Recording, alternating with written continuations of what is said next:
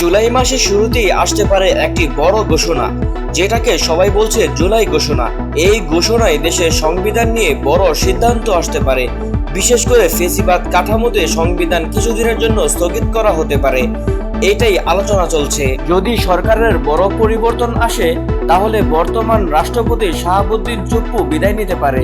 তার জায়গায় বেগম খালেদা জিয়া রাষ্ট্রপতির দায়িত্ব নিতে পারেন, এমন সম্ভাবনার কথাও শোনা যাচ্ছে।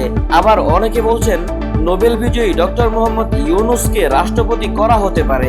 এই ঘোষণার পেছনে সবচেয়ে বড় কারণ হচ্ছে রাষ্ট্র সংস্কার। অনেকেই মনে করেন বর্তমান সংবিধান নতুন সরকার গঠনের পথে বাধা হয়ে দাঁড়িয়েছে। নয়া দিগন্ত পত্রিকার এক রিপোর্টে বলা হয়েছে, গেল বছর 5 আগস্ট ছাত্র জনতার গণ আন্দোলনের পরেই সংবিধান স্থগিত করার সঠিক সময় ছিল।